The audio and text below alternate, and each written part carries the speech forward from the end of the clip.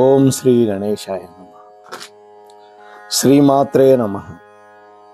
శివాయ గురవే నమః. శ్రీకృష్ణ పరబ్రహ్మణే నమః. శ్రీరామాయ నమః. శ్రీ గురుభ్యో నమః.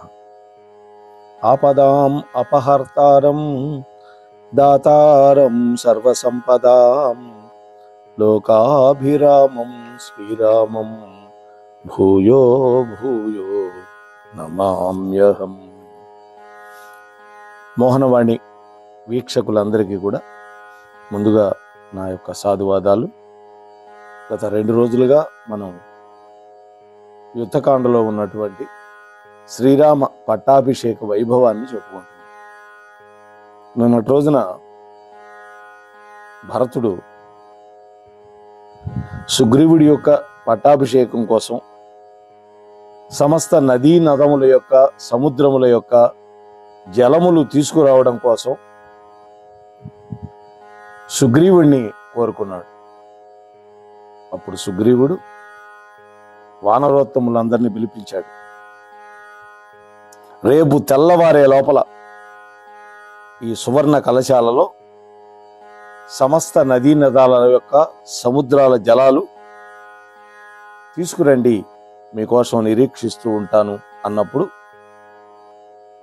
భల్లూకరాజు అయినటువంటి జాంబవంతుడు, హనుమంతుడు, వేగదర్శి, గవయుడు, వృషభుడు అనేటువంటి 4 సముద్రాల నుండి తీసుకురావడానికి, అలాగే మరికొంతమంది 500 నదీ నదముల నుండి పవిత్ర జలాలని కలశాల్లో తీసుకురావడానికి వెళ్ళి వాళ్ళు తెల్లవారుజాము కల్లా తిరిగి వచ్చేశారు.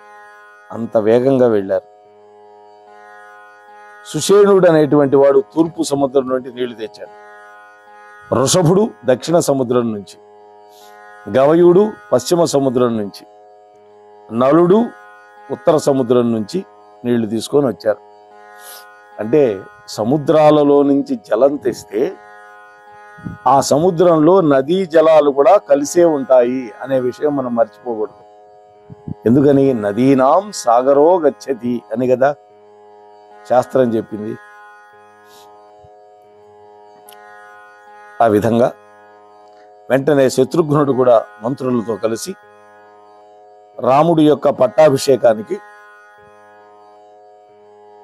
తెచ్చినటువంటి నీటిని ప్రధాన పురోహితుడికి అలాగే మిగిలినటువంటి ఋత్వికులకి అప్పగించాడు. ఆ తరువాత వంశ పురోహితుడు అయినటువంటి విశిష్టుడైనటువంటి వశిష్ఠ మహాముని ఋత్విజులైనటువంటి బ్రాహ్మణులతో కలిసి సీతా సహితుడైనటువంటి రామచంద్రుడిని సింహాసనం మీద కూర్చోబెట్టారు.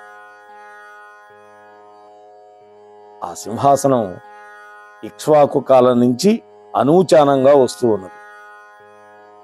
వశిష్ఠుడు, వామదేవుడు, జాబాలి, కాశ్యపుడు, కాత్యాయనుడు, సుయజ్ఞుడు, గౌతముడు, విజయుడు మొదలైనటువంటి మహర్షులు పురుషోత్తముడైనటువంటి రామచంద్ర ప్రభువుని, సీతామాతని నిర్మలమైనటువంటి సుగంధ జలాలతోటి ఆనాడు అష్టవసువులు దేవేంద్రుణ్ణి ఏ విధంగా అభిషేకించారో ఆ విధంగా అభిషేకం చేశారు.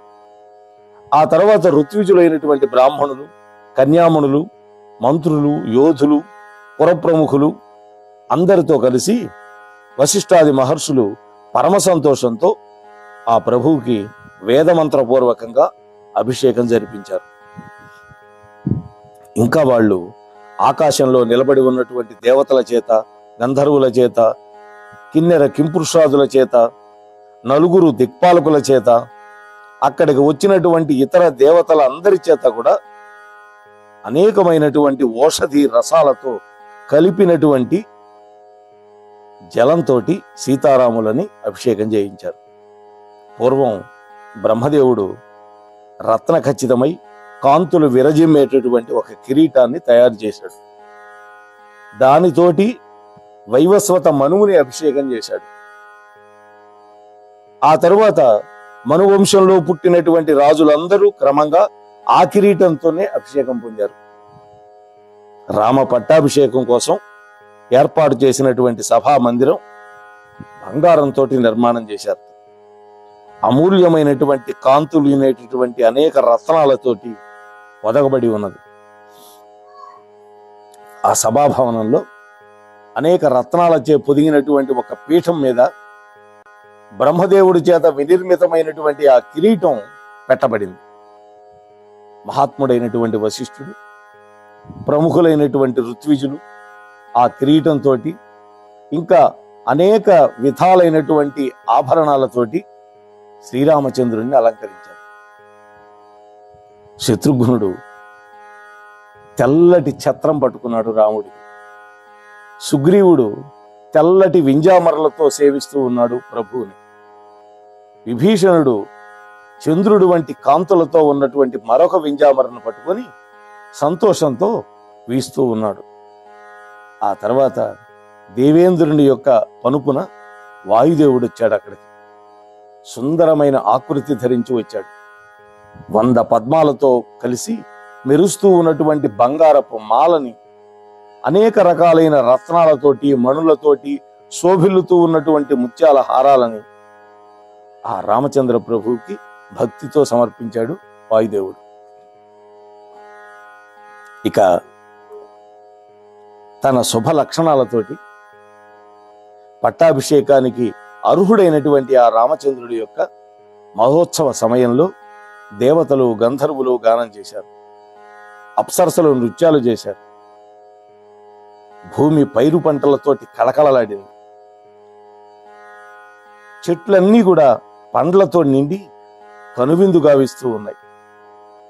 పుష్పాలు సువాసనలు వెదజల్లుతూ ఉన్నాయి.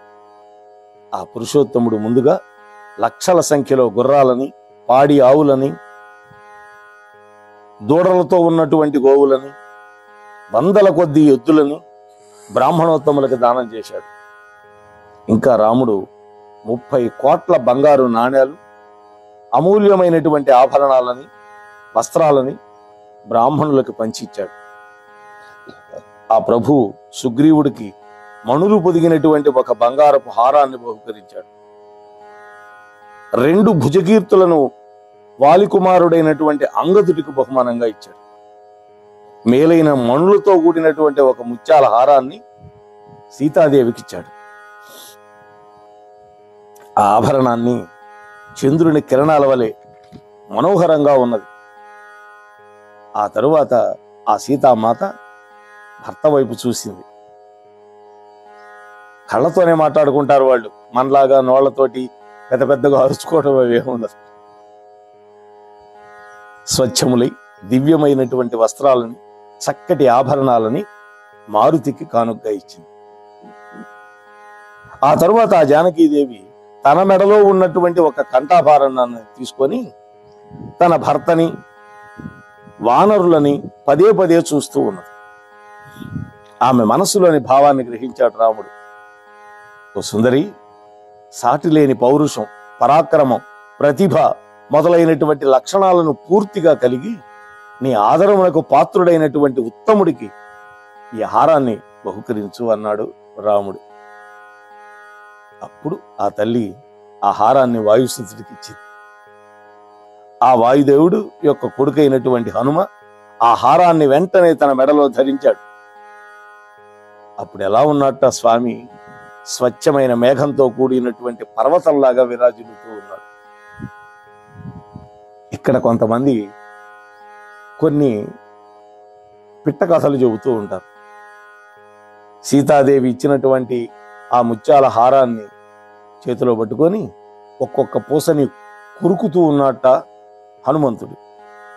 చూసినటువంటి వాళ్ళు అనుకుంటున్నారు, అమూల్యమైనటువంటి హారాన్ని అంత ప్రేమతో సీతామాత ఇస్తే ఇదేమిట్రా హనుమంతుడు ఇలా చేస్తున్నాడు, తన కోతి బుద్ధి బొనిచుకోలేదే అని నిగ్గదీసి అడిగారట.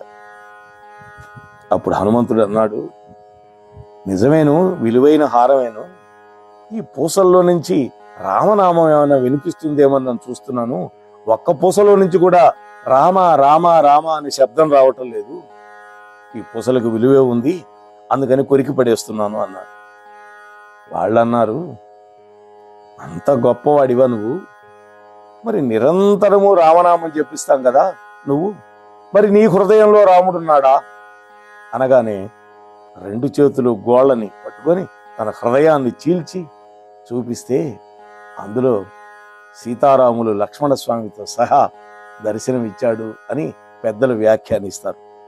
నిజానికి వాల్మీకి మహర్షికి ఇలాంటి ఘట్టాలు ఏం తెలియవండి, వారేం రాయలేదు.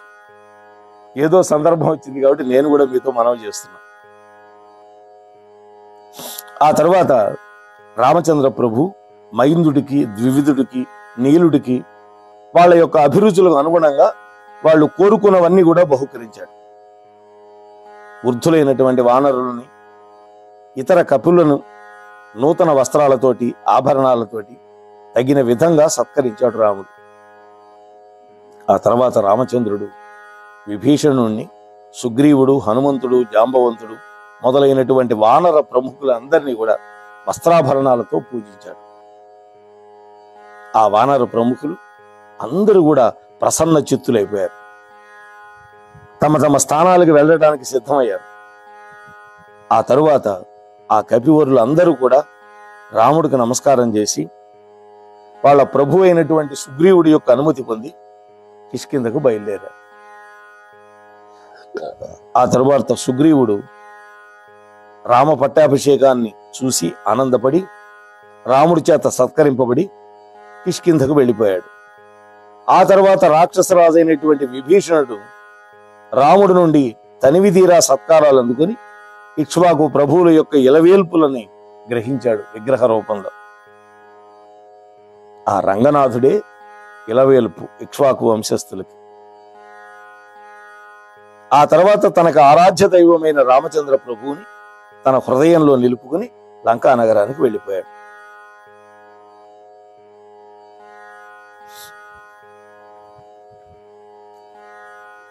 ఆతిష్ట ధర్మజ్ఞ మయా సహేమాం గాం పూర్వరాజా జుషితాం బలేన తుల్యం మయా త్వం పితృభృధృతాయ తాం యవ్వరాజ్యే ధురముద్వహాస్య.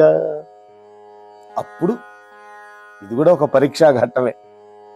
రామచంద్ర ప్రభు లక్ష్మణుని పిలిచి, నాయనా, మన పూర్వీకులు తమ పరాక్రమంతో పరిపాలించినటువంటి ఈ సుసంపన్నమైనటువంటి రాజ్యాన్ని నాతో కలిసి పరిపాలించు. నువ్వు నాతో సమానుడివి. మన తండ్రి, తాత, ముత్తాతలు నిర్వహించినటువంటి ఈ రాజ్యానికి నువ్వు యువరాజువై ఈ రాజ్యభారాన్ని నాతో కలిసి వహించు అన్నాడు. లక్ష్మణుడు ఏమాత్రం ఒప్పుకోలే. అన్నయ్య, ఇది నాకు తగదన్నాడు. అప్పుడు ఆ ప్రభు భరతుణ్ణి పిలిచి యువరాజుగా చేశాడు. ఎందుకు చేశాడు ఇలా రాముడు అని గనక ఆలోచిస్తే, లక్ష్మణుడి మనస్సులో ఏమైనా రాజ్యకాంక్ష ఉందా? ఒకవేళ ఉంటే లక్ష్మణుడు ఏమంటాడో చూద్దాం. అదే కాదు, లక్ష్మణుడి యొక్క మహిమని లోకానికి చాటాలి అనుకున్నాడు పరమాత్మ. అందుకని ఈ విధంగా లక్ష్మణుడికి ఏదైనా చిన్న ప్రలోభమైనా కలుగుతుందేమో అనుకున్నాడు రాముడు. కానీ రాముడు తర్వాత వాడు లక్ష్మణుడు కాదు. కాకపోతే మనం రామలక్ష్మణ భరత శత్రుఘ్నులు అంటున్నాం. ఎందుకంటే రాముడికి జంట లక్ష్మణుడు, భరతుడికి జంట శత్రుఘ్నుడు, అందుకని అలా అంటున్నాం. కానీ రాముడు పునర్వసు నక్షత్రంలో పుట్టాడు. ఆ తర్వాత భరతుడు పుష్యమి నక్షత్రంలో పుట్టాడు. కవల పిల్లలైనటువంటి లక్ష్మణ శత్రుఘ్నులు ఆశ్లేష నక్షత్రంలో పుట్టారు. నేను కూడా ఆ నక్షత్రంలో పుట్టానండోయ్. ఆ తర్వాత లక్ష్మణుడి యొక్క స్థితిని అందరికీ తెలియజేసి రామచంద్ర ప్రభు తన తర్వాత పుట్టినటువంటి భరతుడికి యువరాజుగా చేసేశాడు. ఆ తర్వాత రాముడు పౌండరీకము, అశ్వమేధము, వాజపేయము మొదలైనటువంటి అనేక యజ్ఞాలని తరచుగా చేస్తూ ఉన్నాడు. ఆ రఘువీరుడు 10,000 సంవత్సరాల పాటు కోసల రాజ్యాన్ని పరిపాలించాడు. 10,000. ఆ ప్రభువు మేలుజాతి గుర్రాలని పుష్కలంగా దక్షిణలిచ్చి వందల కొలది అశ్వమేధ యాగాలు చేశాడు. శ్రీరాముడు రాజ్యపాలన చేస్తూ ఉన్నప్పుడు ఆ రాజ్యంలో నివసించే స్త్రీలకి వైధవ్యం లేదు, ప్రజలకి క్రూర మృగాల వల్ల బాధలు లేవు, రోగాలు లేవు, దొంగల భయం లేదు, ఎటువంటి అనర్థాలు కూడా లేవు. పెద్దలు బతికి ఉండగా వాళ్ళ పిల్లలు మృత్యువు పాలు కాలేదు. ఇవాళ అలా కాదు, చనిపోయిన కొడుకులకి తండ్రి తద్దినం పెట్టాల్సిన పరిస్థితి ఏర్పడింది. రామరాజ్యంలో ప్రజలందరూ కూడా ధర్మనిరతులై సంతోషంతో జీవిస్తూ ఉన్నారు. వాళ్ళు పరస్పర విరోధాలు లేకుండా ఆత్మీయతతో మెలుగుతూ ఉన్నారు. ప్రజలందరూ కూడా దీర్ఘాయుష్మంతులై వేల కొలది సంవత్సరాలు జీవించారు. సంతాన సమృద్ధి కలిగి ఉన్నారు. శోకరహితులై ఆరోగ్య భాగ్యాలతో వర్ధిల్లుతూ ఉన్నారు. జగమంతా కూడా రామమయమై ఒప్పుతూ, అంతా రామమయం, జగమంతా రామమయం అని రామదాసు కూడా ఒక అద్భుతమైనటువంటి కీర్తన చేశాడు. వృక్షాలు మంచి లావైనటువంటి బోదెలతోటి, కొమ్మలతోటి, రెమ్మలతోటి, పూలతోటి, పండ్లతోటి శోభిల్లుతూ ఉన్నాయి. సకాలంలో వర్షాలు కురుస్తూ ఉన్నాయి. ఆ రోజుల్లో వర్షాకాలంలో నెలకి 3 వానలు పడేవి. వీచేటటువంటి వాయువులు హాయి గొలుపుతూ ఉన్నాయి. బ్రాహ్మణులు మొదలైన అన్ని వర్గాల వారు దురాశ లేని వాళ్ళై తమ తమ కర్మల యందు తమ యొక్క జీవితాలని దిద్దుకుంటూ ఉన్నారు, సంతోషంగా ఉన్నారు. రామరాజ్యంలో ప్రజలందరూ కూడా శుభలక్షణాలు కలిగినటువంటి వాళ్ళు, ధర్మనిరతులు, సత్యమునే మాట్లాడేవాళ్ళు. యథా రాజా తథా ప్రజా కదా, సర్వధర్మాలని ఆచరించడం ఎందు ఆసక్తితో ఉండేవాళ్ళు.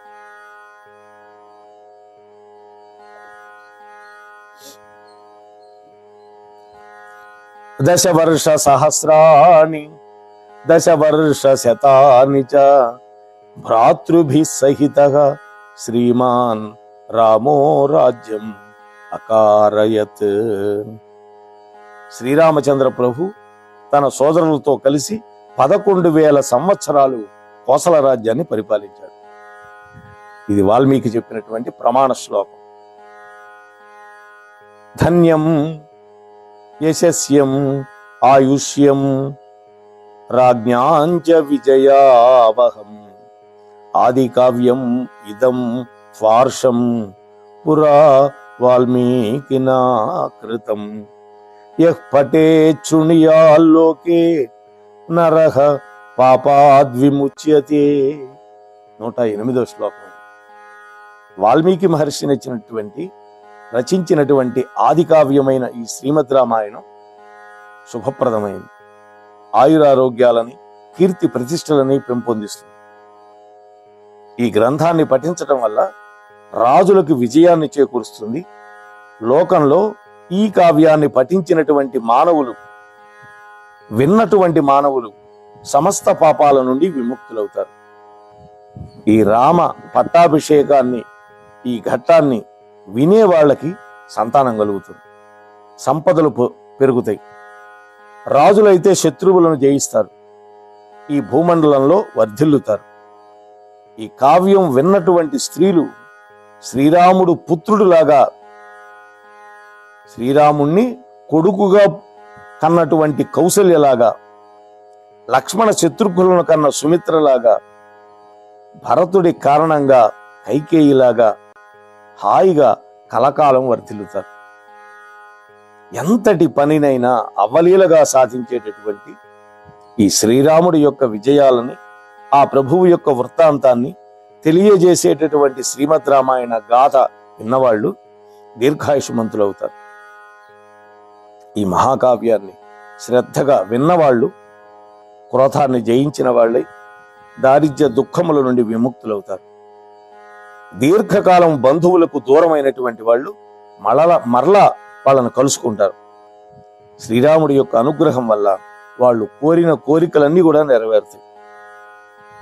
రామాయణ శ్రవణం వల్ల సమస్త దేవతలు ప్రసన్నులవుతారు. ఆ శ్రోతల యొక్క కుటుంబాలకి దుష్టగ్రహ బాధలు తొలగిపోతాయి. రాజ్యాన్ని కోల్పోయినటువంటి రాజులు రామాయణ శ్రవణ ప్రభావం వల్ల శత్రువులను జయించి తిరిగి తమ రాజ్యాలను పొందుతారు. వాళ్ళందరికీ సకల శుభాలు చేకూరుతాయి. స్త్రీలు గర్భవతులై ఉత్తములైనటువంటి కొడుకులను కంటారు, సంతానాన్ని కంటారు.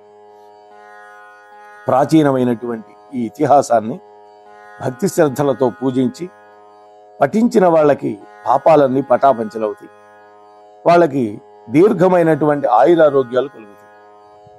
బ్రాహ్మణులకు శిరస ప్రణామం చేసి ఆ బ్రాహ్మణుల నుండి ఈ వృత్తాంతాన్ని విన్నటువంటి క్షత్రియులు ఐశ్వర్యాన్ని పుత్రులను పొందుతారు.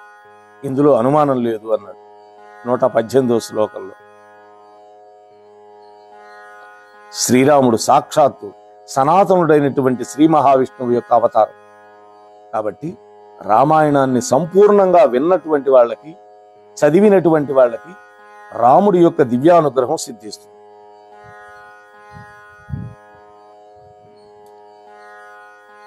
రామచంద్ర ప్రభు దేవాది దేవుడైనటువంటి శ్రీమన్నారాయణుడి యొక్క అవతారం. లక్ష్మణస్వామి ఆదిశేషుడి యొక్క దివ్యావతారం. ఈ రామాయణ కావ్యం సర్వశుభకరం, సమస్త ప్రయోజనాలను చేకూరుస్తుంది. ఈ గ్రంథం శ్రవణం చేయటం వల్ల కుటుంబ వృద్ధి, ధనధాన్య సమృద్ధి కలుగుతుంది. ముఖ్యంగా స్త్రీలకు ఉత్తమమైనటువంటి సుఖాలు ప్రాప్తిస్తాయి. ఈ రామాయణాన్ని తమ దగ్గర ఉన్నటువంటి వాళ్ళు, ఉంచుకున్న వాళ్ళు ఇందులో దివ్య గాథలను వింటే దేవతలని, పితృదేవతలను కూడా తృప్తిపరచగలుగుతారు. వాల్మీకి మహాముని రచించినటువంటి ఈ రామాయణ సంహితని భక్తితో వ్రాసిన వాళ్ళు తప్పకుండా స్వర్గ సుఖాలు పొందుతారు. ఇత్యార్షే శ్రీమద్ రామాయణే వాల్మీకియే ఆది కావ్యే 24 సహస్రాఖ్య యుద్ధకాండే శ్రీరామ పట్టాభిషేకో నామ 31 సర్గః. యదక్షర పరభ్రష్టం మాత్రాహీనం చ యద్భవేత్ తత్సర్వం క్షమ్యతాం దేవనారాయణ నమోస్తుతే. భగవద్బంధువులారా, ఈ శ్రీమద్ రామాయణంలో చాలా ముఖ్యమైనటువంటి ఘట్టం ఈ 3 ఎపిసోడ్లో మనం చెప్పుకున్నాం. ఇది విన్నటువంటి వాళ్ళకి ఎంత శుభమో మనం ఫలశ్రుతిలో చెప్పుకున్నాం. మంగళం కోసలేంద్రాయ మహనీయ గుణాబ్దయే చక్రవర్తి తనూజాయ సార్వభౌమాయ మంగళం. వేదాంత వేద్యాయ మేఘశ్యామలమూర్తయే పుంసాం మోహన రూపాయ సార్వభౌమాయ మంగళం. పుంసాం మోహన రూపాయ పుణ్యశ్లోకాయ మంగళం. మంగళాశాసనపరైః మదాచార్య పురోగమైః సర్వైశ్చ పూర్వైరాచార్యైః సత్కృతాయాస్తు మంగళం. కాయేన వాచా మనసేంద్రియైర్యా బుద్ధ్యాత్మనా వా ప్రకృతే స్వభావాత్ కరోమి యజ్జః సకలం పరస్మై నారాయణాయేతి సమర్పయామి. స్వస్తి ప్రజాభ్యః పరిపాలయంతాం న్యాయేన మార్గేణ మహిం మహీషాః. గోబ్రాహ్మణేభ్యః శుభమస్తు నిత్యం. లోకాః సమస్తాః సుఖినో భవంతు. ఓం శాంతి శాంతి శాంతి. ఏతత్ ప్రవచన ఫలం శ్రీరామచంద్ర చరణారవిందార్పణమస్తు. హరి ఓం తస్సత్. మోహన్వాణి తెలుగు పోడ్కాస్ట్ వింటున్న శ్రోతలందరికీ హృదయపూర్వక ధన్యవాదాలు. వినండి, వినిపించండి, వింటూనే ఉండండి మోహన్వాణి తెలుగు పోడ్కాస్ట్. మీరు వింటున్నారు మోహన్వాణి. మా కార్యక్రమాలు మీకు నచ్చితే ఇప్పటివరకు మా ఛానల్కి సబ్స్క్రైబ్ చేసుకోకపోతే వెంటనే ఈ క్షణమే సబ్స్క్రైబ్ చేసుకుని ఆ పక్కనుండే బెల్ బటన్ని మ్రోగించి అందరికీ షేర్ చేసి మీ విలువైన కామెంట్ను కూడా చేసి మమ్మల్ని ప్రోత్సహిస్తారని కోరుతున్నాను.